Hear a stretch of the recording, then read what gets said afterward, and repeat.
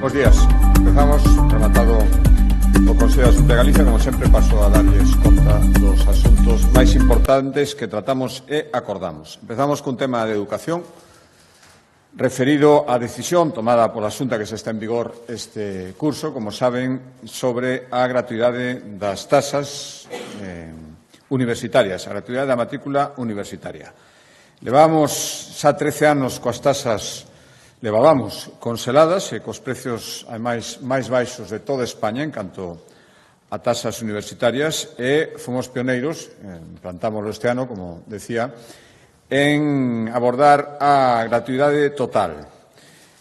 Agora mesmo son 20.000 os estudantes que se están beneficiando e o que fixemos foi tomar a decisión este ano de que se manteña a matrícula gratuita para os alumnos de grados e ensinanzas superiores de Galicia o vindeiro curso. É dicir, era necesario tomar este acordo neste exercicio orzamentario para poder empezar a aplicalo cando empecen as matrículas. E, ademais, volvimos a tomar a decisión, e xa van 15 cursos consecutivos, de congelar as tasas de grado para que aqueles estudantes que non cumpran co criterio da gratuidade, é dicir, que non proben a porcentaxe de asignaturas nos segundos cursos e seguintes, teñen que aboar as tasas, pero seguirán congeladas e tamén seguirán congeladas as tasas dos másteres.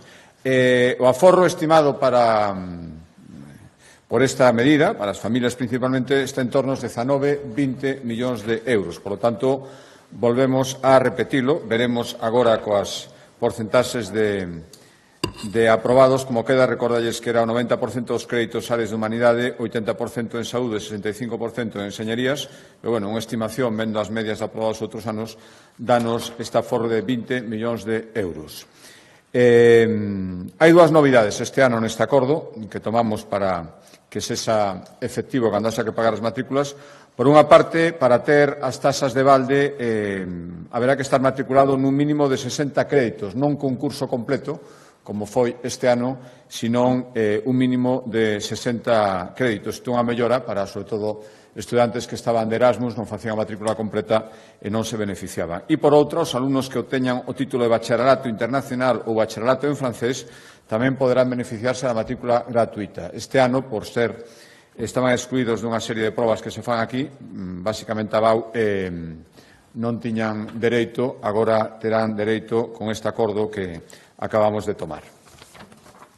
Outro acordo correspondente á educación, mesturado coa Consellería de Emprego, é o que hoxe nos levou a aprobar, asinar un convenio coas universidades públicas galegas, coas tres, para que as universidades poidan ofrecer medio cento de cursos para, en esos cursos se poderán adquirir as chamadas microcredenciais, que saben que é unha modalidade de formación por a que a Xunta de Galicia está apostando intensamente porque é a que están demandando agora as empresas para ampliarse rapidamente, lanzar unha nova línea de produción. Son píldoras de formación moi asustadas o que realmente se necesita saber, moi áxiles e moi flexibles.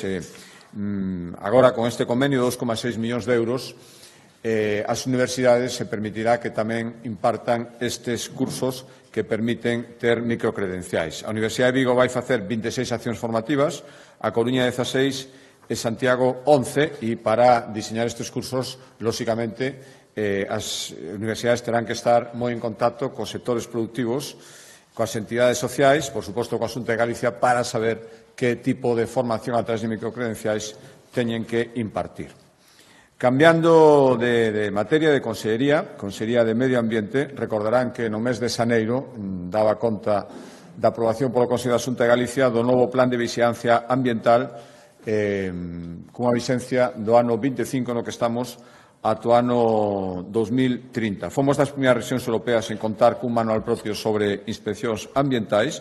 Acaba de entrar en vigor este plan que aprobamos no mes de xaneiro e o que fixemos hoxe foi facer un balanzo da plan anterior, o que foi do ano 2019 ou 2024. Os datos, estará a súa disposición, decir que foron feitas unha media de 1.350 inspeccións cada ano, deses anos do 19 ao 24, e, en xeral, hai que decir que o 70%, é dicir, 7 de cada 10 instalacións visitadas, cumprían coa legislación vixente e non houve necesidade de levantar ninguna incidencia nas actas de inspección. Fixéronse 8.125 inspeccións durante a vixencia do plan anterior a empresas, talleres, vertedoiros, explotacións agrícolas, industrias, todo tipo de establecementos. Fíxose un especial fincapé, igual que agora se vai facer nas instalacións industriais, no plan anterior facíase un especial fincapé na inspección de establecementos que tiveran unha autorización ambiental íntegra, é dicir, que fora necesario que nos momentos se lles otorgara e a tiveran en vigor no momento da inspección. Hai que decir que inspeccionáronse 870 establecementos que tiñan autorización ambiental integrada e que no 70% dos casos os inspectores constataron, ademais, que as medidas ambientais que se observaban neses establecementos eran incluso superiores ás que lle marcaba a autorización ambiental integrada. E tamén, en xeral, por darles outro dato, que a maioría das desviacións, das incidencias recollidas nas actas de inspección durante a vixencia do anterior plan foron pouco relevantes e sen afección medioambiental. Houve algunha que non, pero a maioría, polo menos, non tiñan esta entidade, afortunadamente. Cambiando de asunto, de Consellería, e en previsión, ademais, de que a partir de mañá empeza a campaña da renda correspondente ao ano 2024, vimos un informe sobre as deducións autonómicas que este ano permitirán aforrar no tramo autonómico do imposto. Ben,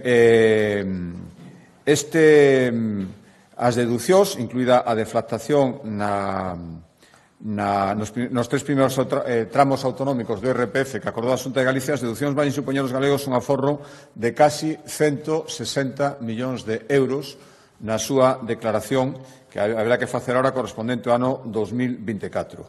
Hai dúas novidades, ademais, que se empezarán a aplicar neste ano. Mantéñense, por suposto, todas as deducións anteriores que impactan no presuposto e hai dous cambios nas deducións no tramo autonómico de IRPF. Primeira, refírese ao acollemento familiar, mellora a deducción, serán sempre 300 euros, ata agora, para poder facer esa deducción, as familias acolledoras tiñan que ter un mínimo de días exercitando ese acollemento, agora, con independencia da duración, a deducción vai ser de 300 euros en todos os casos, e hai unha nova dedución para os que adquiran accións ou participacións en proxectos calificados de interese público de acordo coa nova Lei de Recursos Naturais. Isto é unha novidade que se implanta unha vez que entre en vigor esta lei. Por lo tanto, todos os proxectos que teñan un especial interese público, se recoñezan así ao abeiro desta lei, queñes invirtan ou teñan participacións neses proxectos, nesas empresas, terán dereito a unha deducción no tramo autonómico do imposto. Xa digo que son dúas melloras que se suman ás medidas que van seguir en vigor. Falaba da deflactación dos tres primeiros tramos do IRPF autonómicos, a equiparación fiscal, como saben, do IRPF das familias de dous fillos, a deducción que tiñan as familias numerosas, deducións por nacemento ou adopción de fillos, por coidado de persoas con discapacidade ou dependencia, deducións para menos de 35 anos no alugueiro, deducción por rehabilitación de viviendas en casco histórico ou deducións por doacións adicadas á investigación. Todas estas as novidades e as que se manteñen, por suposto, a partir de mañá a Axencia Tributaria Galega, Triga, atenderá a todos os contribuintes que teñan calquer tipo de dúbida. Cambio de Consellería, Consellería do Mar, e dentro da aposta da Xunta de Galicia polo equilibrio entre a protección do medio ambiente e a necesaria actividade económica no territorio, seguimos traballando para garantir as explotacións sustentables e a sustentabilidade dos recursos pesqueiros e marisqueiros e, polo tanto, acordamos unha orden de axudas que, ademais, aumenta nun 8% respecto ao anterior para contribuir a aqueles proxectos que promoven a pesca sustentable e o control dos recursos pesqueiros. En total, van ser 5 millóns de euros, casi, digo, un 10% máis que na anterior edición. Para que? Pois para financiar sistemas de seguimento e recollida de información do estado dos recursos pesqueiros, accións formativas para os mariñeiros relacionadas coa sustentabilidade, labores de vixiancia para evitar o furtivismo nas malas prácticas pesqueiras e, ademais, simplificamos o acceso a estas achegas. Antes facía falta presentar un aval ou garantía, cando era un pago a conta, agora se elimina esa necesidade. Cambio, sigo no sector primario, cambio de consellería, imos ao medio rural e dentro da colaboración que levamos mantendo coa Diputación de Ourense en materia de prevención e extinción de lumes, acordamos destinar 1,3 millóns de euros a posta en marcha de 16 brigadas antiincendios en 4 mancomunidades da provincia de Ourense, as mancomunidades de Ribeiro, Terras de Celanova, Verín e Carballiño. Van ser 16 brigadas, cada brigada contará con 4 ou 5 integrantes e traballarán 6 meses, do 15 de abril ata mediados de outubro, e o financiamento corresponderá unha parte, a parte maioritaria á Xunta de Galicia e o resto a Diputación de Ourense. Isto forma parte da colaboración que, decía, vimos mantendo con esta Diputación, 1,3 millóns de euros, pero hai colaboración a maiores ata casi 4,1, que será a que teñamos este ano 2025 e que irá destinado a mercar 12 tractores con razadoiras, adquirir 4 máquinas hidrostáticas e formación especializada no centro de formación que a Xunta de Galicia ten no Concello Ourensán de Toén. Por lo tanto, 4,1 millóns en total, 1,3 que foi o que aprobamos hoxe para 16 brigadas en 4 mancomunidades ourensanas. Seguimos no medio rural e volvemos a renovar o convenio que temos cos concellos galegos a través da Federación Galega de Municipios e Provincias, en realidad con casi todos, o 92% dos concellos, 288 están adheridos ao convenio marco entre a Federación Galega de Municipios e Provincias e a Xunta de Galicia para colaborar nas tarefas de limpeza das parcelas máis próximas ás vivendas, as que están na franxa chamada secundaria, e reducir así o risco de incendios forestais. Son 12,2 millóns de euros, dos cales a Xunta vai aportar casi 8. O resto será aportado polos concellos adheridos. Para que este convenio? Para que tarefas? Pois para as labores de inspección de parcelas, para garantir que os donos cumpren coa normativa, para o envío de notificacións ou publicacións que hai que facer frente aos incumprimentos detectados, para a execución de medidas preventivas que estean incluídas nos plans municipais de prevención e loita contra o lume e para actuacións de xestión de biomasa cando os concellos teñan que actuar de xeito subsidiario porque non o fan os propietarios. A Xunta de Galicia farán a través da entidade SEAGA e, xa digo, eu quero recoñecer e agradecer a todos estes concellos que colaboran tamén facendo a súa aportación coa Xunta de Galicia para garantir o cumprimento da lei e algo tan importante como a limpeza das franxas secundarias. Cambio de Consellería, Consellería de Política Social. Hoxe acordamos renovar o convenio que a Xunta de Galicia mantén con 3 entidades. Daun Galicia, FEAFES Galicia e Federación Autismo Galicia. 2 millóns de euros en total para atender a 12.000 persoas e para seguir mantendo programas tan importantes como atención temperá, inserción laboral ou garantir a vida adulta independente das persoas atendidas por estas 3 federacións. Outro acordo de política social e dentro da estrategia que sigue Galicia, dado que somos unha das rexións europeas con maior esperanza de vida, aproximadamente 1 de cada 4 galegos a día de hoxe ten ademais máis de 65 anos, hoxe demolle luz verde a un acordo que creo que é moi importante, a estrategia galega contra o idadismo, que vaise prolongar dende este mesmo ano ata o ano 2031. A primeira estrategia deste tipo que se aproba en España e ten 2 obxectivos fundamentais. O primeiro fundamental, previr e combater as discriminacións que se poidan producir e ás veces se producen por razóns de idade e contribuir tamén dentro deste obxectivo o máis global de garantir unha sociedade máis inclusiva, especialmente coas persoas maiores. Xa digo que a vixencia, o despliegue vai ser ata o ano 2031, pero xa arbitramos recursos económicos para as primeiras medidas que estarán en marcha entre este ano e o que ven. Aprobamos hoxe 520.000 euros para 3 eixos fundamentais. O primeiro é facer campañas informativas, arranca a estrategia ahora, por lo tanto, dala a coñecer, eventos teatrais, musicais, actividades interxeracionais, para visibilizar e rachar cos estereotipos sobre as persoas maiores. Colaboraremos con entidades, actores, que sexa un referente, todos aqueles que poidan axudar a difundir e potenciar esta mensaxe. Tamén poñeremos en marcha un programa piloto entre os docentes galegos para afondar nas aulas na formación e sensibilización contra o idadismo no ámbito educativo galego e a loita contra a discriminación por razón de idade. E tamén crearase un comisionado autonómico que estará encargado, esta persoa, de revisar as políticas públicas e a legislación que poida afectar a todos estes temas para detectar eivas idadistas e propoñer os cambios necesarios. Xa digo que estas son 520.000 euros para poñer en marcha estas tres obxectivos entre este ano que ven, pero ata 2031 iremos anunciando, dotándolos orzamentariamente, hai máis. Fomentar a investigación científica sobre o idadismo, mediante a colaboración, sobre todo, coas universidades galegas, crear unha certificación de centro educativo inclusivo, despois de que se despliegue este programa do que antes lles falaba, actuacións preventivas do idadismo na contratación pública, sobre todo en todo tipo de contratos e en materia de persoal especialmente, e defensa dos dereitos como consumidores que teñen as persoas maiores. Cambio de asunto e de Consellería.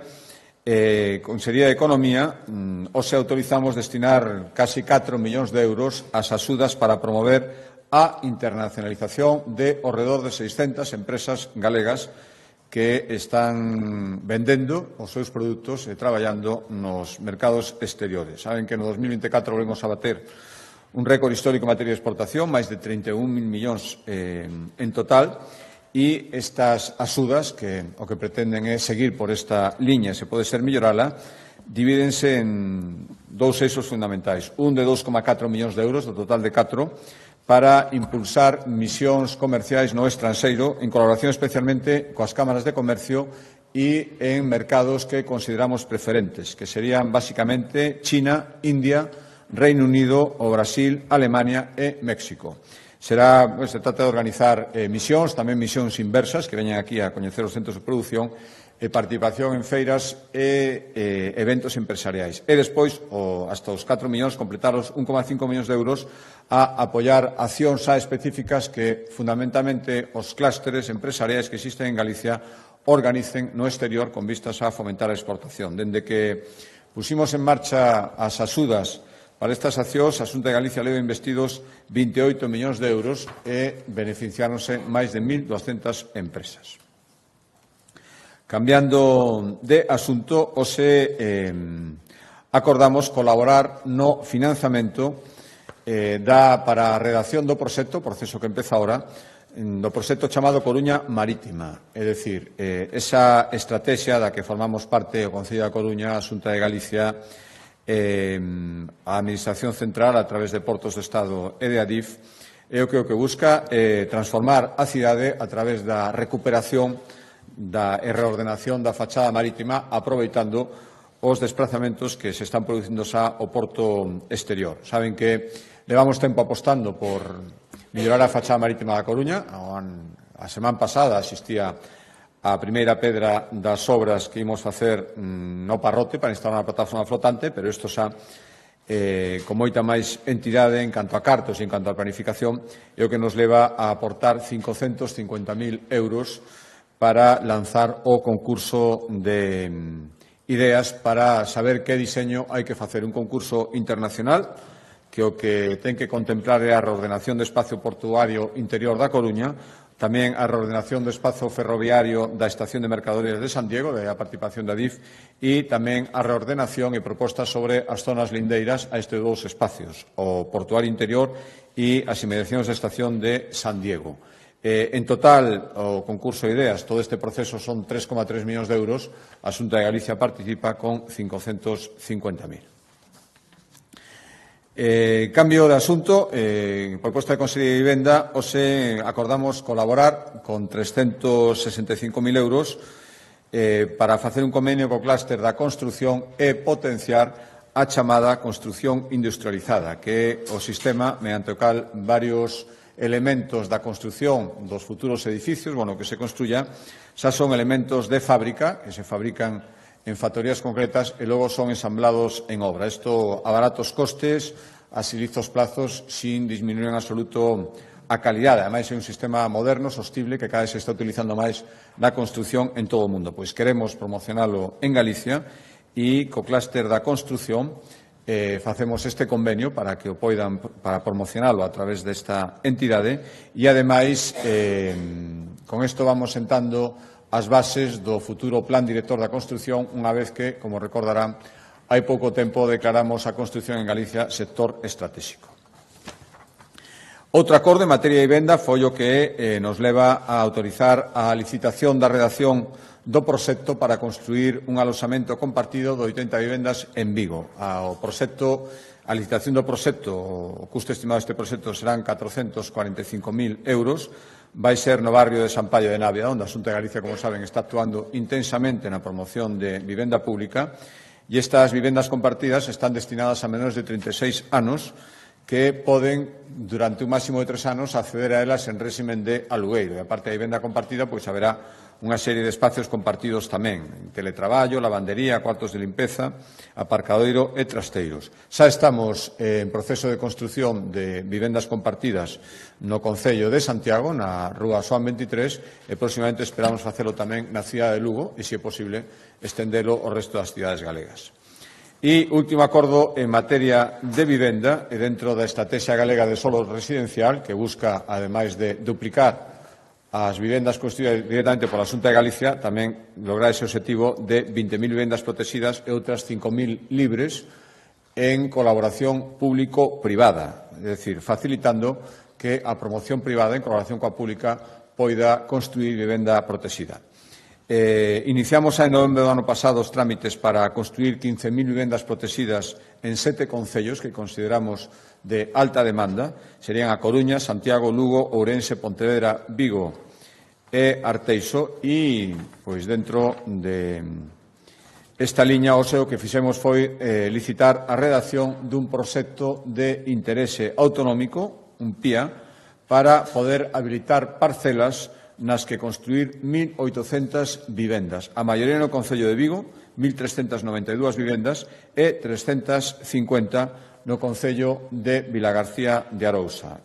Con esta declaración PIA, o que queremos é reducir os prazos pois a mitade e, ademais, poder simultanear trámites como todo o que ten que ver coa urbanización e a edificación, que é un considerable aforro de tempo, todo elo xa digo dentro do objetivo de chegar ás 25.000 vivendas en colaboración público-privada. Penúltimo acordo, Consellería de Sanidade, seguimos dando pasos pioneiros para reforzar o calendario vacinal en Galicia. De feito, este acordo que se tomamos vai ser a primeira vez que se faga para vacinas no mundo. Ninguna outra administración ten tomado o acordo que se adoptamos. Que aprobamos? Pois, primeiro, estender o calendario vacinal en canto á campaña da gripe é que, cando chega a campaña, pasado o brao, que as persoas de entre 70 e 79 anos reciban a vacina antigripal reforzada de alta carga, é dicir, a máis potente e a que ofrece unha maior protección. A toda agora, só estaba destinado aos maiores de 60 anos, pero tiñan que estar residindo nun centro residencial ou ben, se non era así, había que ter como mínimo por riba dos 80 anos. Pois ora introducimos a todas as persoas entre 70 e 79 anos e o que supón introducir a 220.000 persoas máis é chegar a unha población protexida con esta vacuna antigripal, esta vacina antigripal moito máis potente, 540.000 galegos. Pero les decía que, ademais, tomamos un acordo que nos sitúa de xeito pioneiro neste aspecto, que é destinar 7,2 millóns de euros a compra destas vacinas antigripais de alta carga, que van ser necesarias ao ampliar a población diana, pero facémolo pola modalidade de acordo de risco compartido, é dicir, vinculamos o prezo final da adquisición aos resultados reais da vacina. Márcanse uns obxectivos, pois, por exemplo, reducir o número de hospitalizacións que se producen por contagio desta enfermidade, por lo tanto, se se cumplen estes obxectivos, o prezo será acordado e, se non se cumplen, pois o prezo será máis barato que, pois, lóxicamente, o galla se cumplen, pero compartimos o risco co adxudicatario, con ese adxudicatario das vacinas, e vinculamos o prezo á súa eficacia. Xa digo que imos ser a primeira rexión mundial, a primeira administración en todo o mundo en impulsar un sistema de adquisición de vacinas. Falo de materia de vacinas porque xa se está facendo noutros fármacos. De feito, Galicia está utilizando este sistema pois en determinadas terapias e medicamentos oncolóxicos ou para tratar algunhas enfermidades raras, pero en vacinas é a primeira vez que se vai facer no mundo. E o último acordo, que explicará o Consello máis polo miúdo, é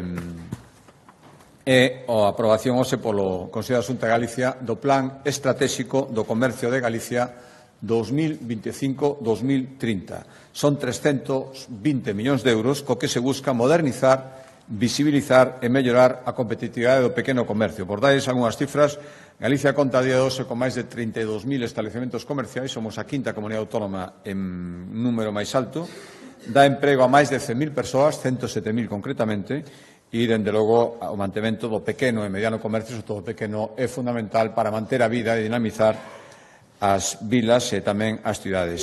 Ten 70 accións específicas para consolidar o comercio como un galego, para consolidar o comercio galego como un sector forte, moderno, sostible, atractivo e de calidade. Para darlles máis detalles, dou a palabra ao conselleiro.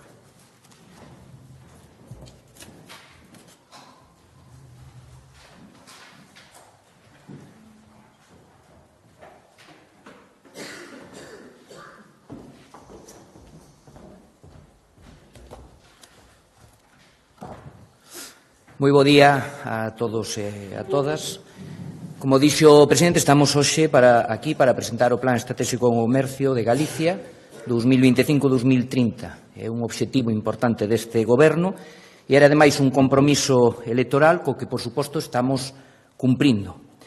A planificación que vamos a aprobar hoxe supón un orzamento conxunto dende toda a Xunta de Galicia de 320 millóns de euros, artellada en coordinación con todo o sector e que guiará os nosos pasos nos vindeiros anos co fin de garantir a competitividade e o futuro do noso comercio local, que, xa o dixo o presidente tamén, é unha fonte de riqueza, de emprego e de cohesión social. Inclúe unha ampla batería de medidas que buscan, de xeito fundamental, a visibilización e a dinamización do comercio galego, a creación dunha marca unificada do comercio ou aposta pola recuperación de contornas comerciais urbanas de localidades senlleiras de Galicia. Tamén apostamos por potenciar o traballo dos axentes do sector para impulsar experiencias de compra diferenciadas. Se falo dos centros comerciais abertos ou as prazas de abastos, motores do territorio, pero tamén do comercio de proximidade. Hai unha conexión no plan coa mocidade, dúas grandes pancas, que sería, por unha banda, fomentar o achegamento deste colectivo da mocidade ao comercio, pero tamén, ao tempo, espertando novas vocacións emprendedoras que garantan a necesaria remuda xeracional. E aquí, tanto nos comercios como nos oficios tradicionais. É dicir, buscamos promover un sector innovador e eficiente, apoiado nas novas tecnoloxías, con espírito colaborativo para crear experiencias de compra memorables e diferenciadas, un sector sostible, profesionalizado e con capacidade para adaptarse ás novas tendencias dos consumidores. Por suposto, un plan estratégico deste calado precisa, a súa vez, de sólidos cimentos e dunha máxima colaboración público-privada. E aquí as cifras, o contexto, pois xa o trasladou tamén o presidente, 32.000 establecementos comerciais, algo máis de 26.000 empresas. Somos a quinta comunidade autónoma en número de establecementos comerciais e xeramos emprego neste sector ao redor de 107.000 persoas. É dicir, un medio fundamental que favorece o potencial e o desenvolvemento integral de cada localidade, impulsando o tecido emprendedor e garantindo tamén servizos de proximidade esenciais. É certo que a situación actual do sector, con dificultades que son comuns en España e en Europa e que veñen derivadas dun mercado global e hiperconectado e dun contexto inflacionista, fai preciso un apoio conxunto de todas as administracións e un traballo tamén coordinado cos axentes implicados. E así o entendemos dende o primeiro momento e o pusemos en práctica. Eu quero tamén decir dentro dos antecedentes que o compromiso da Xunta de Galicia co comercio polo miúdo galego non vende agora, senón que temos feito diferentes estrategias ou iniciativas. Mencionarlle o Plan Ágora 2009-2013, o Plan de Impulso ao Comercio Galego 2015-2020, o Programa Comercio 360 no período 2019-2021 ou as medidas de dinamización e reactivación que se puxeron en marcha con motivo da pandemia. Dende o ano 2022 estamos traballando co sector, coas diferentes asociacións e federacións, realizando encontros e enquisas para determinar as necesidades e a situación dese sector. E este plan estratégico foi froito dun intenso traballo participativo. Eu quero destacar aquí que houve reunións con 300 representantes de diferentes entes que conforman pois todo o ecosistema do comercio galego. Federacións e asociacións de comerciantes, centros comerciais abertos, prazas de abastos, venda ambulante, representantes das grandes superficies, dos artesás, autónomos, cámaras de comercio, persoas consumidoras e tamén, por suposto, a administración local. E así, da súa man, identificamos os retos e desafíos que hoxe enfrontan tamén as oportunidades que ten o comercio galego no escenario actual. Buscamos blindar a súa competitividade e o seu futuro. 3 eixos de actuación prioritarios, 16 medidas e 74 accións, cun orzamento conxunto, repito, de todos os departamentos da Xunta de Galicia, 320 millóns de euros no período temporal ao que se refire o plan.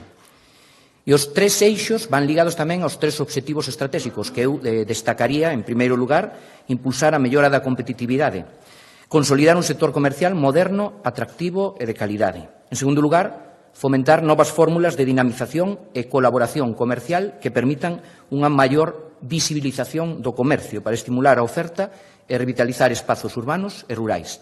E, por suposto, tamén, en terceiro lugar, potenciar a colaboración institucional e a gobernanza buscando unha maior eficiencia dos apoios que destinemos ao comercio.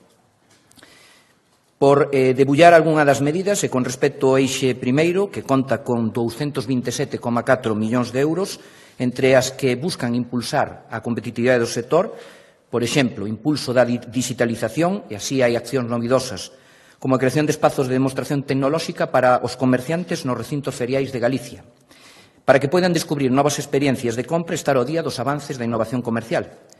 Tamén a propia aposta pola modernización dos espazos comerciais como ferramentas atractivas para a venda en sí mesmas.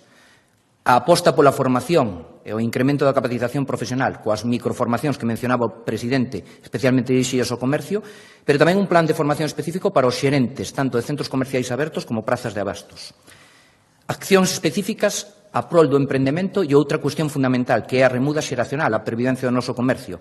Aquí buscaremos sinerxias coa rede de polos de emprendemento e buscamos tamén atraer o talento e perfis estratégicos como a mocidade ou os galegos retornados. Hai moito interese deses galegos retornados precisamente no emprendemento no comercio tradicional de Galicia.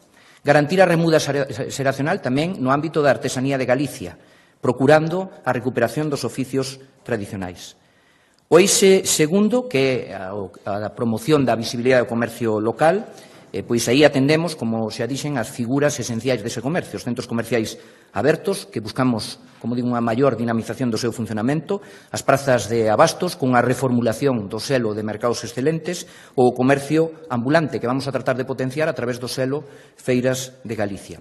E nos obradoiros artesanais, impulsando diferentes vías de comercialización, saben que temos un sector artesán absolutamente extraordinario, máis de 800 obradoiros, con novos programas de divulgación, como pode ser Artesanía na Escola. No eixo de gobernanza, que é o terceiro, 16,6 millóns de euros, creamos a nova Mesa de Comercio Galego, que vai ser a que busque a coordinación entre todo o ecosistema, mantendo tamén as mesas locais de comercio que se van a seguir impulsando. Buscamos unha colaboración interinstitucional cos concellos, que tamén teñen unha parte importante na revitalización do comercio a través da FEGAN. E reforzaremos a labor do Instituto Galego de Consumo e da Competencia. Tamén lle menciono algunha das principais novidades, diferentes actuacións singulares e pioneiras que buscan, como digo, impulsar a visibilidade e o fortalecemento do tecido comercial. Entre elas, eu destacaría o proxecto Vilas Vivas, que busca a recuperación con tornas comerciais urbanas senlleiras, fundamentalmente atendendo as cabeceiras de comarca, é dicir, vilas que conten cun casco urbano histórico ou singular, con alta concentración de comercios pechados, con potencial turístico e cunha produción local senlleira como motor económico. Buscamos aquí desenvolver un proxecto de revitalización comercial a través do aluguer de baixos comerciais en desuso, a súa restauración e a posta a disposición dos comerciantes e artesáns en formato efémero. Esta iniciativa, ademais, se completa con diferentes melloras nos espazos comerciais e o impulso dunha estética homoxénea para o contorno e, ademais, desenvolver tamén actividades de dinamización sociocultural, é dicir, buscar, como digo, atraer a eses clientes co obxectivo de incrementar tanto o atractivo turístico da vila como contribuir ao fortalecemento da súa actividade económica. O proxecto Localízate, que busca atraer a mocidade ao comercio local. Vamos a desenvolver experiencias educativas nas que a mocidade entre 12 e 18 anos cree vínculos reais coa oferta comercial da súa contorna. A creación da marca, dunha gran marca do comercio galego, transmite a calidade do servizo que se presta no comercio de proximidade. A iniciativa Prato de Mercado, que busca conxugar a importancia do produto fresco dos mercados de abastos cos menús dos mellores restaurantes das nosas contornas. Ou medidas dedicadas á remuda xeracional e artesanía alimentaria, que aquí, repito, buscamos a recuperación e o mantemento dos oficios tradicionais. En definitiva, e remato xa, un plan ambicioso feito da man de todo o sector que nos permitirá facer do noso comercio un comercio local forte e resiliente, moderno e innovador, especializado, que promova o consumo responsable e a protección do medio, que contribúa a dinamizar a nosa economía local e a fixar poboación e que continúe revitalizando os nosos barrios e vilas, conectando cos novas xeracións. Con este plan, hoxe damos un paso decisivo ao futuro do comercio en Galicia. Non só trazamos un camiño claro e ambicioso, senón que o facemos da man, e creo que isto é moi importante resaltalo, de quen mellor coñece o sector, os seus protagonistas. Por iso, isto non é só un plan de goberno, é un compromiso colectivo. É a aposta firme por un comercio máis forte, máis digital, máis sostible e máis competitivo. Un comercio que dinamiza as nosas rúas, que xera emprego e que forma parte da nosa identidade. Avanzaremos na súa execución, non pode ser de outro xeito, con determinación, con confianza e coa certeza de que estamos a contribuir a unha economía máis próspera e preparada para o futuro. Estou a súa disposición por se tuveran algunha pregunta en relación con este plan.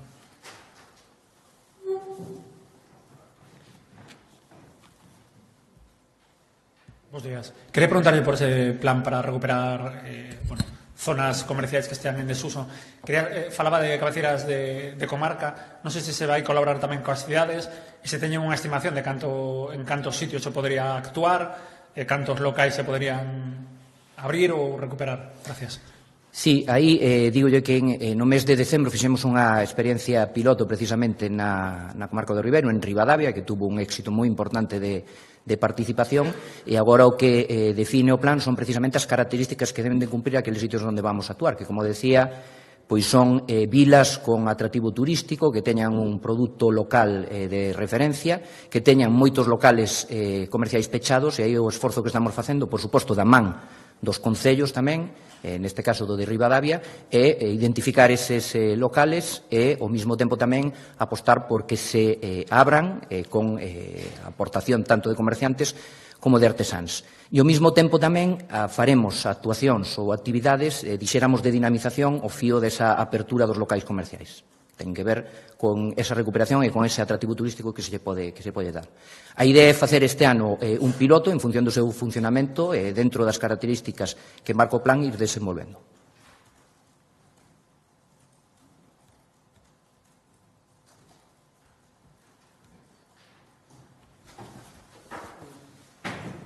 Moitas grazas.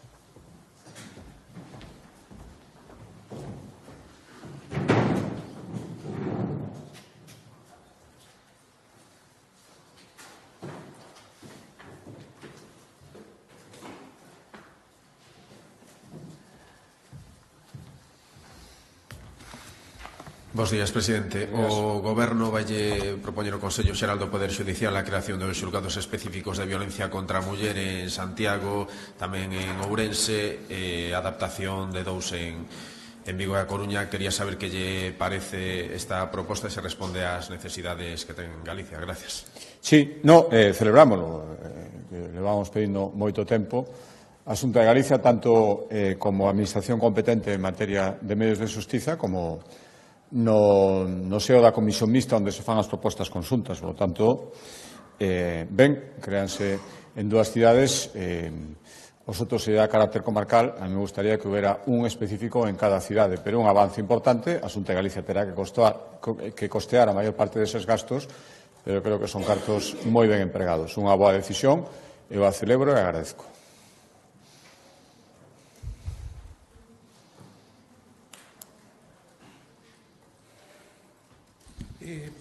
Bo día, presidente. Bo día. Ricardo Suárez, de Nos Diario. Fiscalía notificou a Ecoloxistas en Acción, segundo fixo saber hoxe esta organización, que solicita 2 anos de cárcere e inhabilitación especial para o exercicio de calquera actividade mineira extractiva aos xefes de explotaciones gallegas, propietaria dos terreos onde se localiza a mina de Touro e o Pino, e propietaria do 80% de Cobre San Rafael. A pregunta é se considera que neste contexto se dan as condicións para preservar a consideración de proxecto estratégico da mina de Touro Pino e se considera que se dan as condicións para continuar coa tramitación da mina. Sí, bueno, non coñezo esa providencia, supoño que será unha providencia de Fiscalía e en que se basea, por lo tanto, pouco podo decir. En todo caso, o que nos corresponde a nós é examinar o proxecto con independencia dos seus promotores, pero que tampouco coñece exactamente se hai algún tipo de conexión ou que sea, por tanto, pouco podo decir. Boa tarde, presidente. Esta fin de semana registrouse un derrumbe dentro do Hospital Materno Infantil de Ourense, donde a caída do falso teito deixou en evidencia o mal estado das instalacións donde se decretaron os peches parciais de algunhas plantas. E o sindicato Simega sinala que hai xa unha década que se anunciou a demolición do hospital, pero até o de agora non se deu solución á situación do centro, onde outros episodios de danos materiais deixaron tamén a profesionais feridos. O sindicato indica que hoxe non hai espazo suficiente para garantizar a seguridade mínima das actividades diarias. En este escenario, pode a Xunta asegurar a seguridade das mulleres que van a dar a luz, así como outros pacientes e traballadores? Gracias. Sí, mire, a constatación de que somos conscientes de que é necesario facer obras de mellora en hospitais de todo tipo, que as estamos facendo, e ademais con importantes investimentos económicos, empezando polo Hospital de Ourense. Afortunadamente, ese derrube non houve ningún dano persoal, que eu non podo, o que teñen que asegurarlo son os técnicos que examinaron ese derrubo e examinarán calquer incidencia, e se eles garanten que pode seguir a actividade hospitalaria, porque pode ser. Estou absolutamente seguro que en ningún caso, coa máis mínima dúbida, autorizarían nada, e se hai que tomar algún tipo de medida, que a ninguén lle quepa ninguna dúbida que a tomaremos.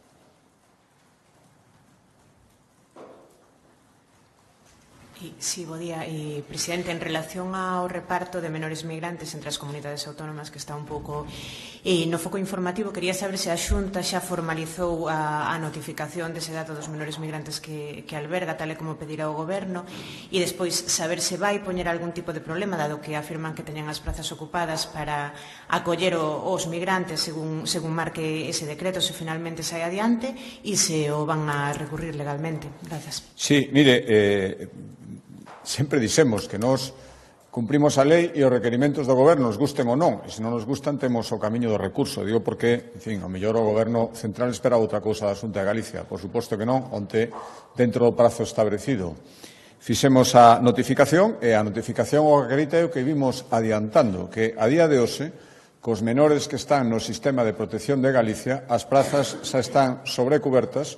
Estamos ao 108%.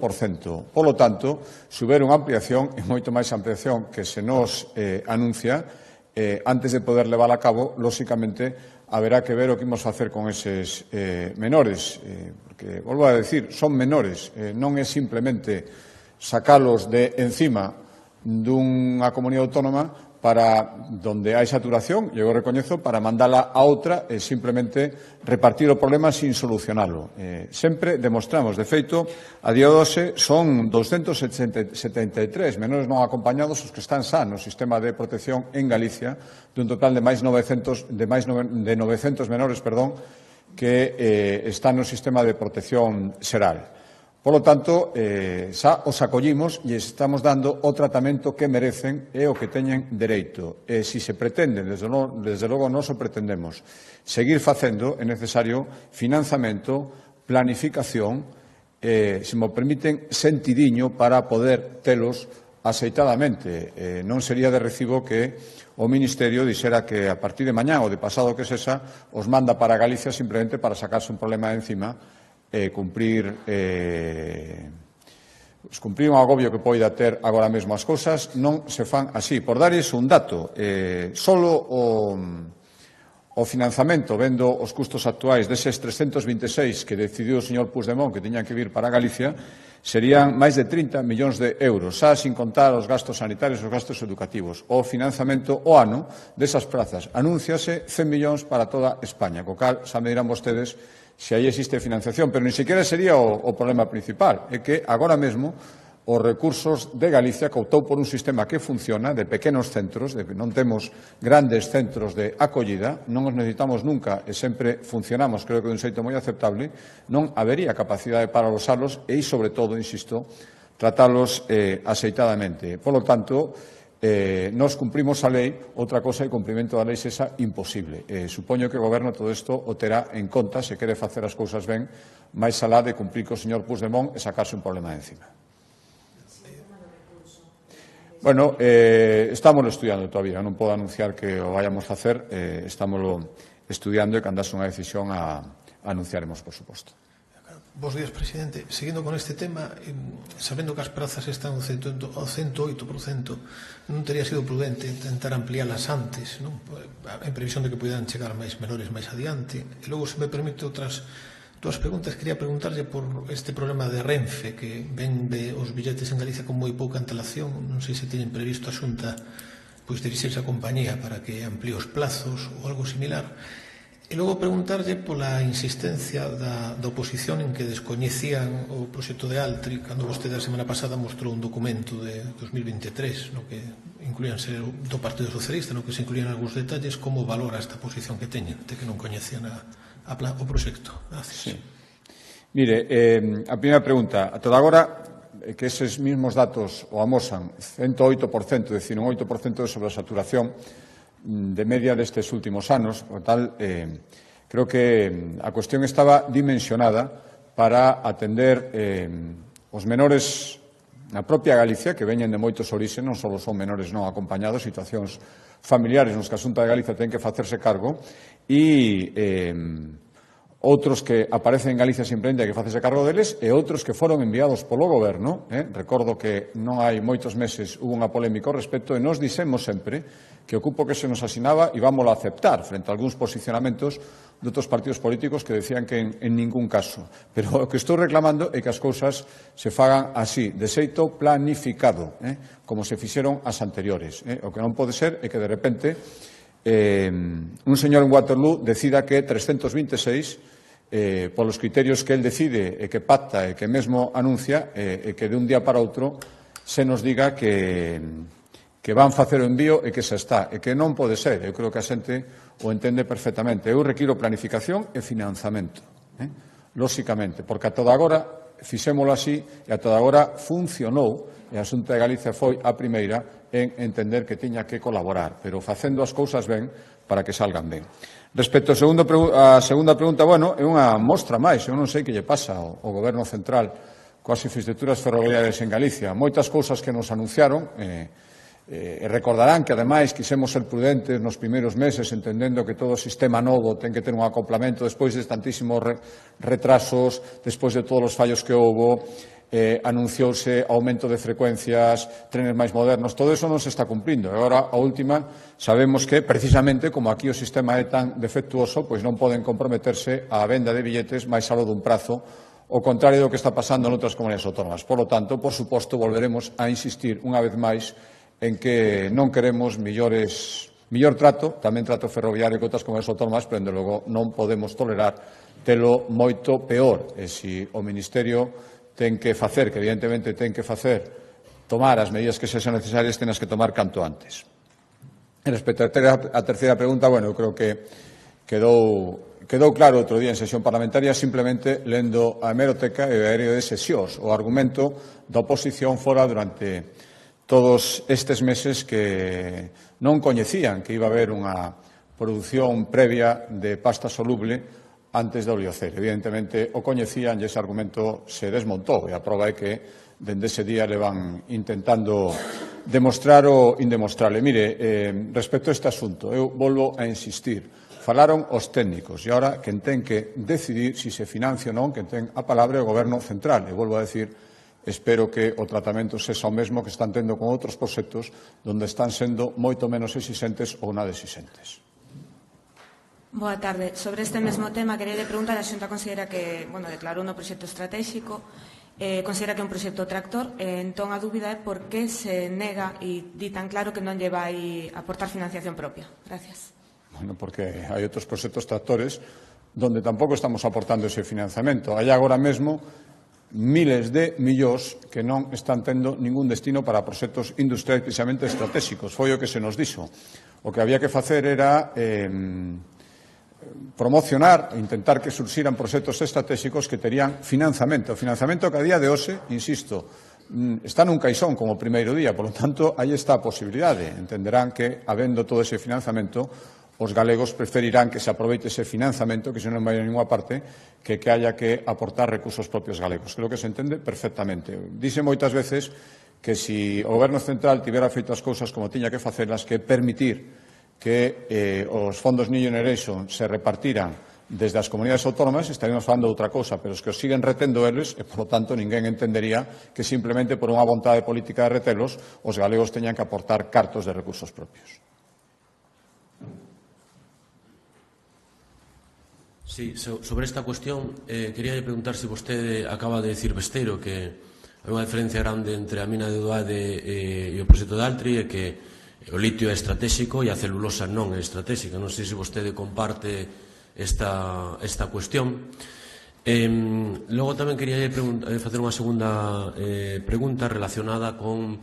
Non sei se vostede está ao tanto de determinadas negociacións, rumores que sobre todo hai no Partido Popular de Lalín sobre unha posible volta de Rafael Cuíña ao seu partido e a posibilidade de que recale na Xunta. Non sei que lle parecerá a vostede que o mellor quen foi un destacado militante do Partido Popular volva ao seu partido e con un cargo na Xunta.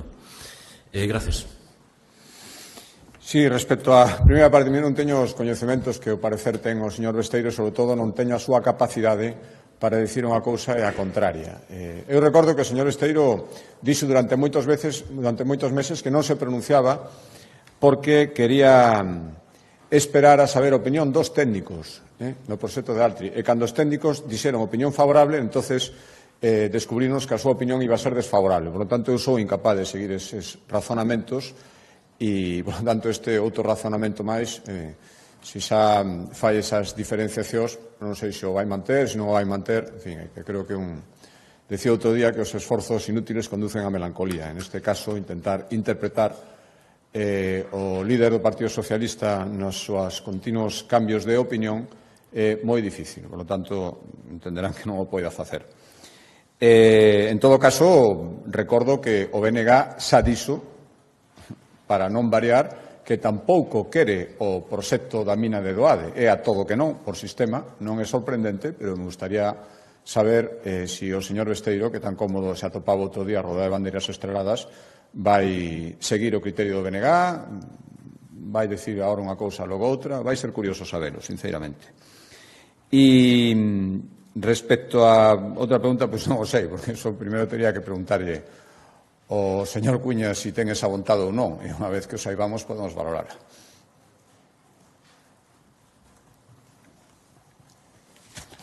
Moi ben, moitas gracias.